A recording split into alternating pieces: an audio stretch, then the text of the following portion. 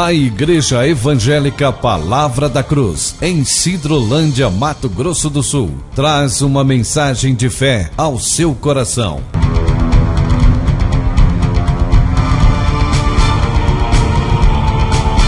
E conhecereis a verdade, e a verdade vos libertará.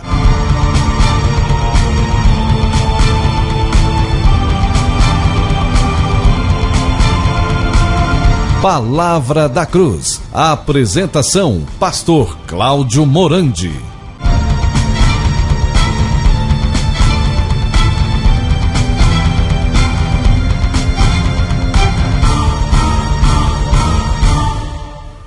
Estamos mais uma vez juntos, em nome do Senhor Jesus Cristo, para meditar na Palavra de Deus.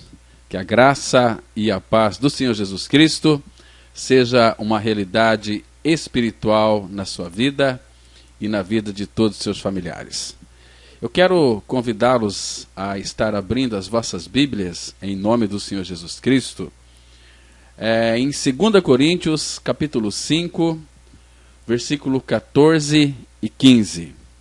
2 Coríntios, capítulo 5, os versículos 14 e 15. Eu vou ler esses dois versículos e depois nós iremos ter uma palavra de oração, rogando ao Pai que nos oriente pelo seu Espírito nesta reflexão. Vamos ler então, 2 Coríntios, capítulo 5, versículos 14 e 15. Assim diz a palavra: Pois o amor de Cristo nos constrange, julgando nós isto: um morreu por todos, logo todos morreram. E ele morreu por todos para que os que vivem não vivam mais para si mesmos, mas para aquele que por eles morreu e ressuscitou. Vamos ter uma palavra de oração. Nosso Pai, te damos muitas graças pela liberdade que o Senhor nos dá em poder falar da Tua palavra em liberdade. Pai justo, nós sabemos que estamos vivendo os últimos tempos.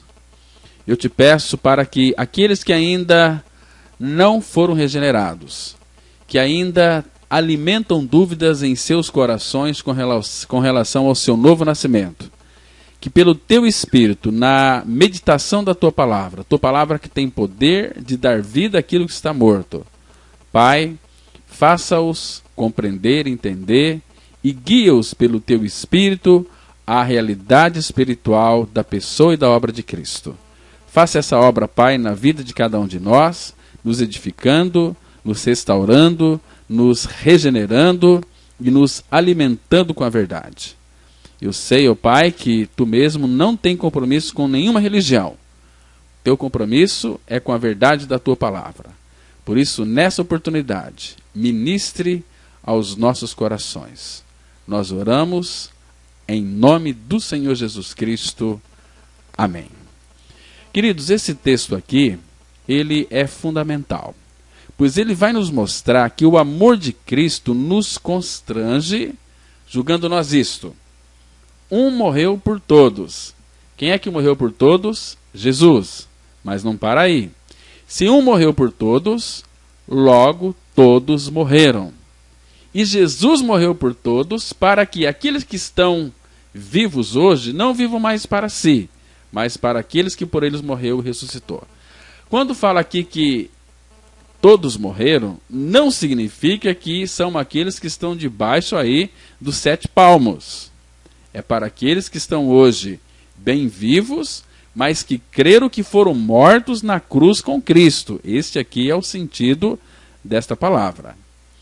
Então, queridos, não é a religião que vai salvar o homem. Apesar da bondade, do altruísmo e filantropia demonstrados por muitas pessoas não salvas, o indivíduo sem Cristo é basicamente egoísta em tudo o que faz, da mesma forma que aquele que conhece a Cristo, mas não vive para Ele.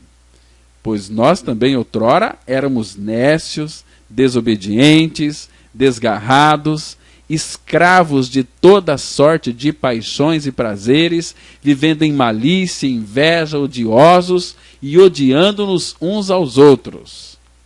Até os nossos atos bondosos para outros eram tingidos de egoísmo e autogratificação, de modo que nada que fizéssemos jamais satisfaria o alto padrão de justiça de Deus. Quer admitíssemos ou não, nosso desejo era agradar a nós mesmos e não glorificar a Deus. A razão, é claro, é o fato de sermos dominados pelo mundo, dominados pela carne e também dominados pelo diabo. Antes de Cristo, nós vivíamos segundo o curso deste mundo, um sistema invisível que nos rodeia, que odeia Cristo e quer nos conformar aos caminhos perversos desse sistema.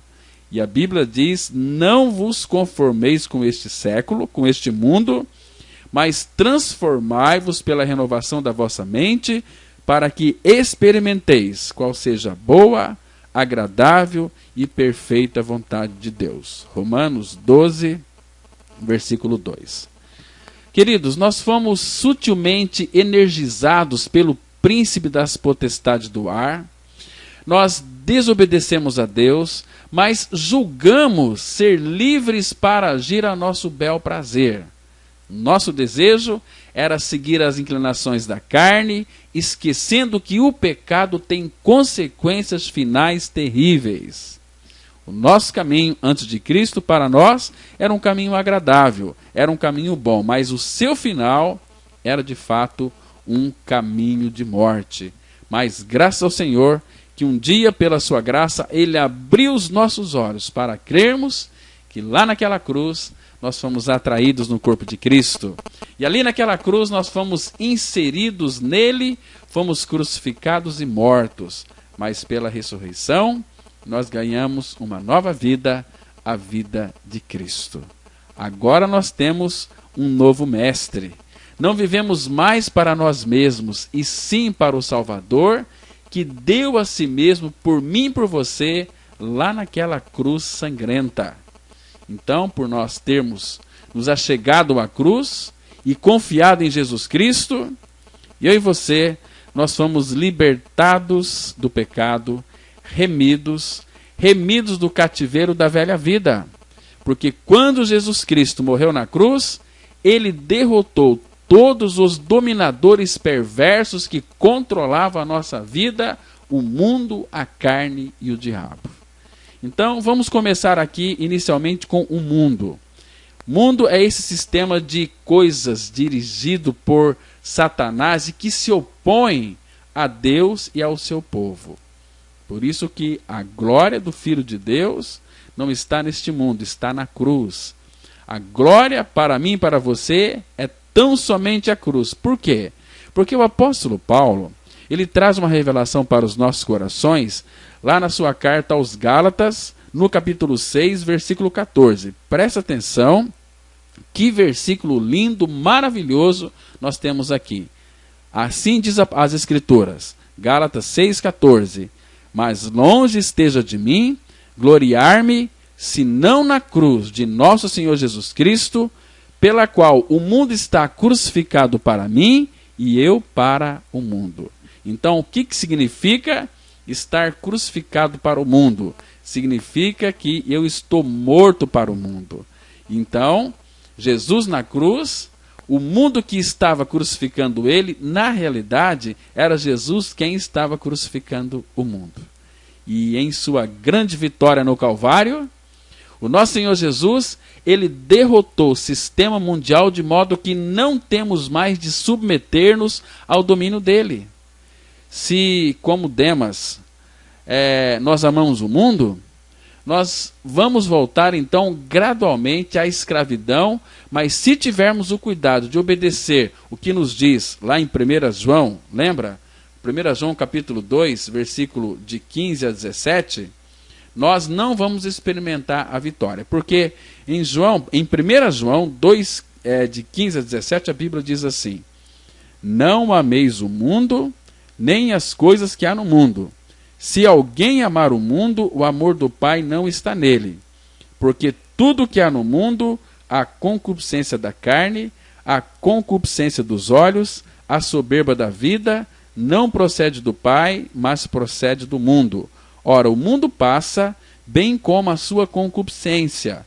Aquele, porém, que faz a vontade de Deus, permanece eternamente. Amados, Jesus Cristo, ele conquistou na cruz a carne. Sabe por quê? Porque em Gálatas capítulo 5, verso 24, está escrito assim: e os que são de Cristo Jesus crucificaram a carne com as suas paixões e concupiscência. Somente os que são de Cristo crucificaram a carne. Os que não são de Cristo não crucificaram a carne. Porém, estão dentro aí das igrejas evangélicas, atrás dos púlpitos evangélicos, né? Interessante que no outro versículo aqui de Gálatas 5, verso 25, a Bíblia diz assim, traz este ensinamento: se vivemos no Espírito, andemos também no Espírito. Amados, a Bíblia, na sua versão internacional, na NVI, ela traduz da seguinte maneira: se vivemos pelo Espírito, andemos também pelo Espírito. Está vendo aqui que lindo que é esse texto? Agora, somente por meio do Espírito Santo, eu e você podemos nos identificar pessoalmente com a vitória de Cristo na cruz e apropriar-nos dela como se fosse nossa. Isso é maravilhoso, porque lá na cruz, o nosso Senhor Jesus, ele derrotou finalmente o diabo. Lembra de João 12, 31 e 32? Evangelho de João, capítulo 12, verso 31 e 32, diz o seguinte: Jesus disse assim: chegou o momento de ser julgado este mundo, e agora o seu príncipe será expulso. E eu, quando for levantado da terra, atrairei todos a mim mesmo. Com qual finalidade? Para nos crucificar. Fomos puxados, colocados em Cristo. E lá na cruz, ele despojou de nós os principados e as potestades. E publicamente Jesus os expôs ao desprezo. E triunfou deles lá na cruz. Então, amados, a batalha travada por Jesus na cruz contra os poderes do inferno não foi uma simples escaramuça, mas um ataque total que terminou em vitória completa para o nosso Salvador. E desde que Jesus é nosso mestre, é por isso que também nos esforçamos para lhe sermos agradáveis. Queridos, nós sabemos que um dia nós teremos de prestar contas de nosso serviço quando estivermos diante do trono do juízo de Cristo. E queremos que esse relato o glorifique. Porque o nosso desejo é dizer o que Jesus disse ao Pai. Lembra lá em João 17, versículo 4? Jesus disse: Pai, eu te glorifiquei na terra, consumando a obra que me confiaste para fazer. Então, eu e você, nós temos que ser boca de Deus aqui na terra.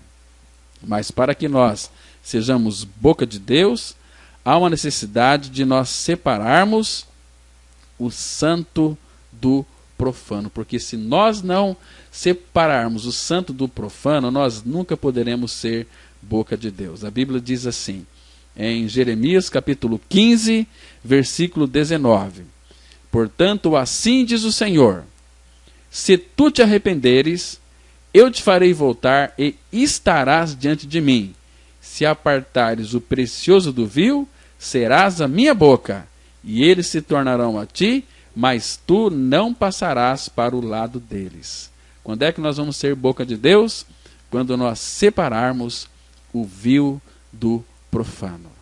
Então, queridos, nós não temos apenas um novo mestre, mas também um novo motivo, pois o amor de Cristo nos constrange. Queridos, entendamos uma coisa: foi o amor que motivou o Pai a dar o seu Filho para ser o Salvador do mundo.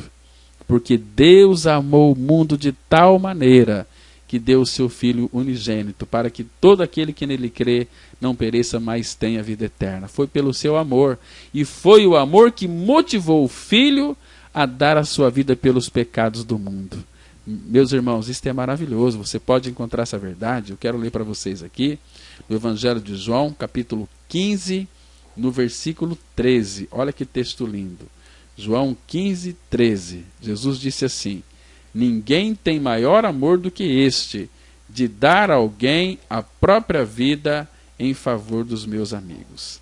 Ninguém tem maior amor do que este, de dar a alguém a própria vida em favor dos seus amigos. Então foi amor. Este amor ninguém tem, de dar a vida em favor de seus amigos. Nas palavras de Paulo, ele me amou e a si mesmo se entregou por mim. Querido, não admira que João Batista tenha escrito em 1 João 3,1. Você se lembra daquele versículo? Lá diz assim: vede que grande amor, irmãos, que estranho tipo de amor é este, nos tem concedido o Pai, a ponto de sermos chamados filhos de Deus. Interessante esse versículo, ele começa dizendo: vede que grande amor nos tem concedido o Pai. Não é um amor pequeno, é um grande amor. Mas, contudo, tenha em mente que Deus não só amou o mundo perdido, como também amou seu Filho. E a primeira vez que lemos a palavra amor no Novo Testamento é quando o Pai declara do céu, lá em Mateus capítulo 3, versículo 17. Este é o meu Filho amado, nele eu tenho todo o meu prazer. Irmãos, de fato, a primeira vez que você lê a palavra amor na Bíblia é quando Deus falou do amor de Abraão pelo seu único filho e depois ordenou que ele o sacrificasse sobre o altar.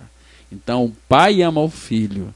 Todavia, o pai estava disposto a entregar o seu filho amado na cruz em sacrifício pelos seus pecados e pelos meus pecados. Não é um amor surpreendente?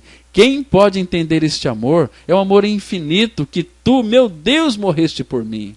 Amados, o amor que motiva a minha e a sua vida não é, porém, algo que fabriquemos com nossas próprias forças. É, pelo contrário, o dom de Deus para nós pelo seu Espírito. Lembra de Romanos capítulo 5, verso 5? A Bíblia diz que o amor de Deus é derramado em nosso coração pelo Espírito Santo que nos foi outorgado, ou seja, nos foi dado. E à medida que andamos no Espírito, o próprio Espírito produz o fruto do Espírito em nossas vidas. E o primeiro fruto mencionado nessa lista é amor. Gálatas 5:22. Lembra? O fruto do Espírito é amor, alegria, paz. Queridos, começa com amor. Então, isto aqui inclui amor por Deus, amor pelo povo de Deus, amor por um mundo perdido e até amor por nossos inimigos. Olha, ninguém subestime o poder do amor de Deus na vida de uma nova criatura dedicada. É o segredo de carregar fardos, travar batalhas e vencer barreiras para cumprir a tarefa que nos foi dada por Deus. E nenhuma quantia em dinheiro ou outra recompensa terrena sequer tentaria os servos do Deus Altíssimo a fazer o que o amor os constrange a fazer. Se Jesus Cristo é Deus e morreu por mim, se Ele é Deus e morreu por mim, então nenhum sacrifício pode ser grande demais para eu fazer por Ele. Vocês estão me compreendendo, irmãos? E por causa da cruz de Cristo, e eu e você, nós vivemos segundo uma nova medida. Não consideramos as outras pessoas como costumávamos fazer quando éramos perdidos. Paulo, escrevendo aos Coríntios, 2 Coríntios capítulo 5, verso 16, ele diz assim: assim que nós daqui por diante a ninguém conhecemos segundo a carne. Então, amados, como consideramos o mundo perdido? Como é que você considera esse mundo perdido? O que você vê em seu coração quando observa pessoas não salvas agindo como pessoas não salvas? Elas o irritam, repelem, fazem com que você fique zangado? Queridos, quando Jesus olhava os pecadores perdidos, Jesus os via como ovelhas indefesas, como ovelhas confusas, vagando sem rumo, sem pastor. Então Jesus se tomava de compaixão diante disso. Ele viu também uma colheita esperando para ser ceifada, e que iria perder-se caso alguém não recolhesse os seus feixes.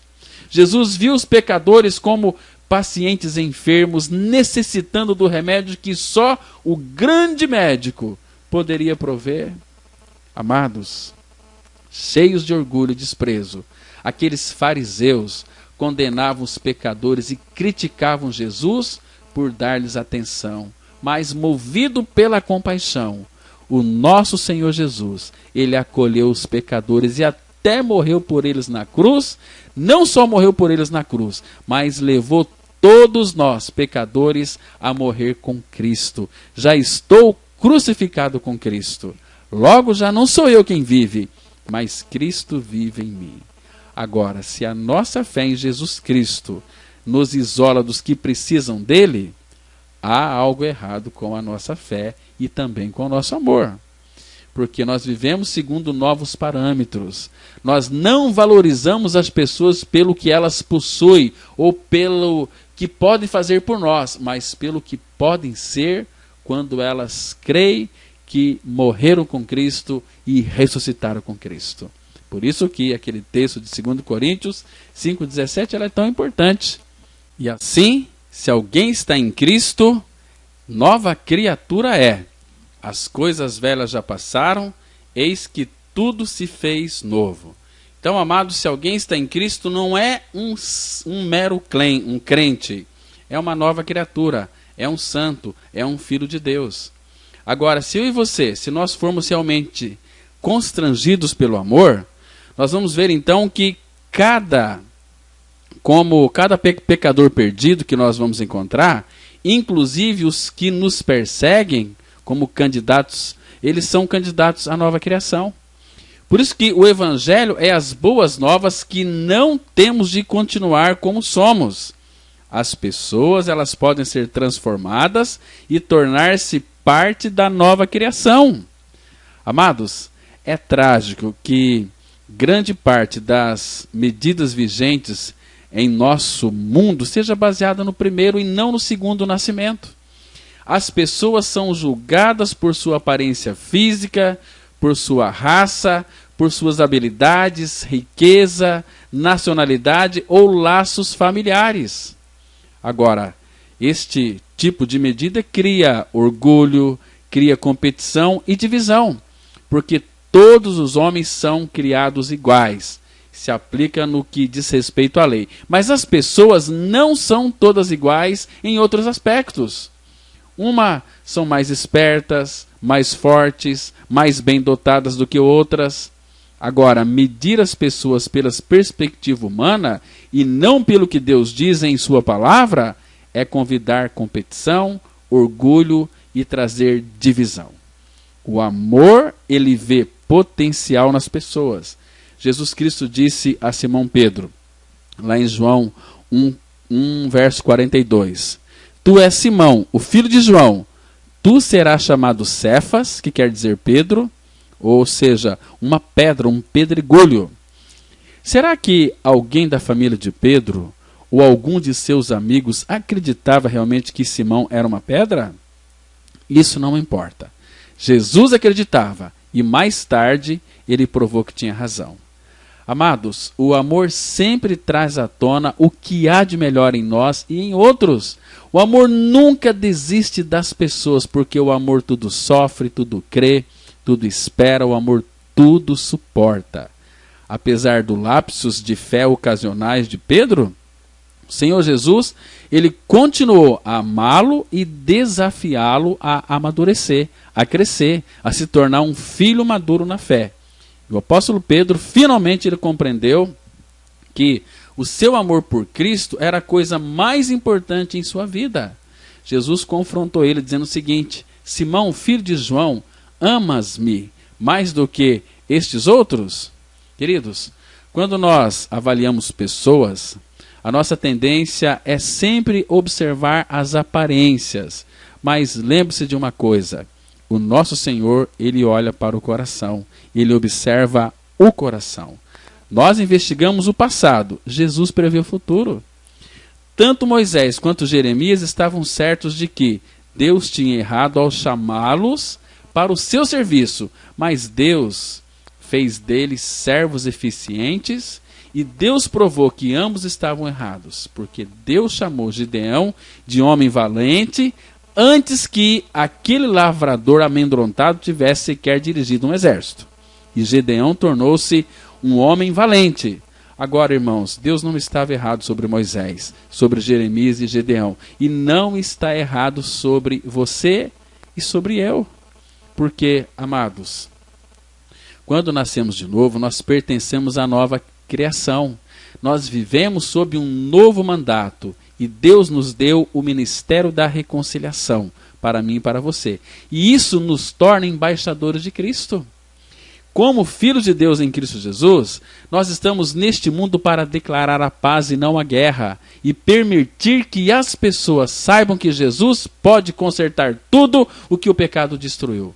Porque Deus nos reconciliou consigo mesmo por meio de Cristo, de modo que eu e você, juntos, nós podemos compartilhar o seu amor e paz no mundo em desintegração, repleto de indivíduos despedaçados, doentes, machucados pelo pecado. E por causa da cruz, Deus está reconciliando os pecadores rebeldes consigo mesmo por meio da pessoa do Senhor Jesus Cristo.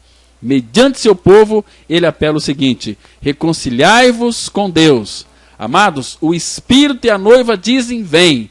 Aquele que ouve, diga: vem. E aquele que tem sede, venha. E quem quiser, receba de graça a água da vida. Amados, o Espírito, por meio da igreja, está convencendo o mundo e chamando os pecadores perdidos de volta para Deus. E Deus não está só reconciliando consigo os pecadores perdidos, mas também os crentes uns com os outros. Judeus e gentios, crentes são feitos um em Cristo Jesus, membros do mesmo corpo, cidadãos da mesma casa de fé, pedras vivas no mesmo templo glorioso. Agora, as diferenças do primeiro nascimento, que promove a divisão e a competição do mundo, não divide a igreja dos que nasceram de novo, porque não pode haver judeu nem grego, nem escravo nem liberto, nem homem nem mulher, porque todos vós sois um em Cristo Jesus. Amados, que nós possamos estar olhando para a cruz e para aquela obra consumada que Cristo fez no Calvário. Ele nos amou de uma maneira tão grande que deu a sua vida por mim e por você. E lá na cruz, nós morremos com Cristo, fomos crucificados com Cristo, fomos libertados do nosso pecado. O nosso pecado foi crucificado e morto com Cristo. Amados, a palavra de Deus ela é tão clara em afirmar, lá em 2 Timóteo 2,11, fiel é esta palavra: se já morremos com Cristo, com Ele, cremos que também com Ele viveremos. Agora, se essa não for a sua experiência de morte com Cristo, tenha certeza de uma coisa: você não vai viver com Cristo. Esta é a verdade da palavra revelada. Cristo morreu, mas nos levou a morrer com Ele. Eu já estou morto com Cristo na cruz. Por isso não é eu quem vive, mas Cristo é quem vive em mim. Amém? Que esta palavra realmente possa ter falado ao seu coração, lhe trazendo salvação eterna e concreta.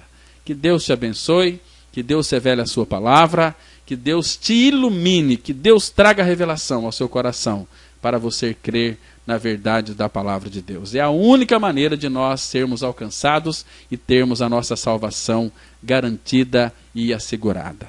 Que Deus te abençoe, que Deus te guarde, que Deus revele Cristo mais e mais em seu coração. Bom dia para você, graça e paz. Deus te abençoe.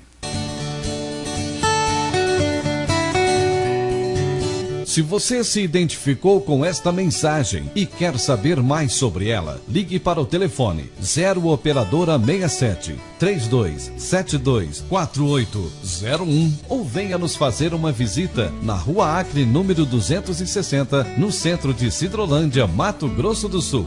Cultos toda quarta-feira às 19h30. Reunião de oração toda sexta-feira às 19h30. E aos domingos, cultos às 9h e às 19h30. Que o Deus da graça e misericórdia vos abençoe sempre. E até a próxima mensagem.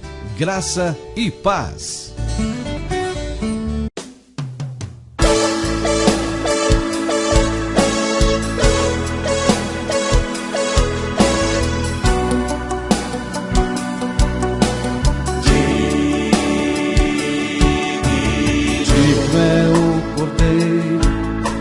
foi morto, de receber o poder e riqueza, sabedoria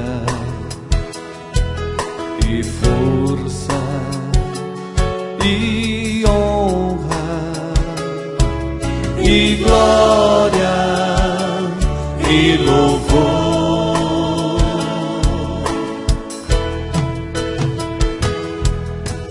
Digno é o Cordeiro que foi morto, de receber o poder e riqueza, sabedoria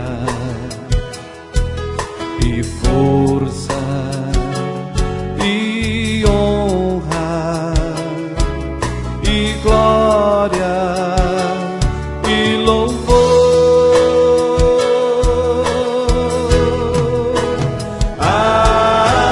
Aquele que está sentado no trono e ao Cordeiro seja o louvor e a honra e a glória e o domínio pelos séculos dos séculos.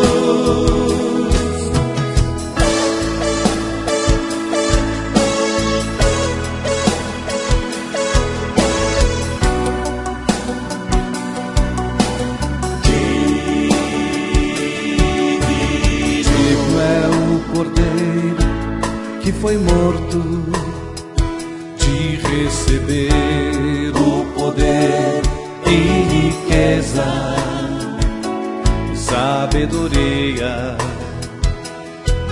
e força e honra e glória e louvor.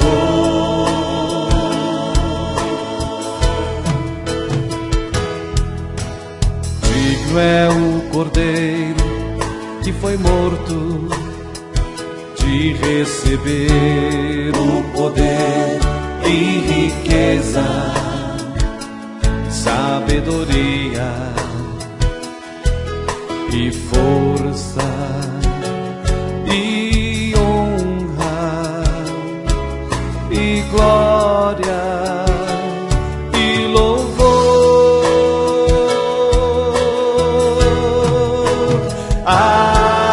Aquele que está sentado no trono e ao Cordeiro seja o louvor e a honra e a glória e o domínio pelos séculos dos séculos.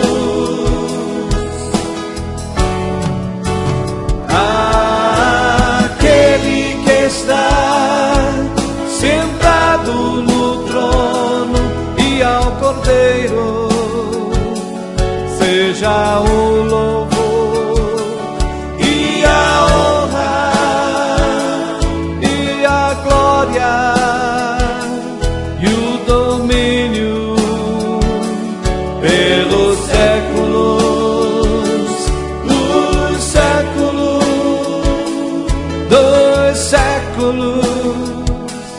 Amém.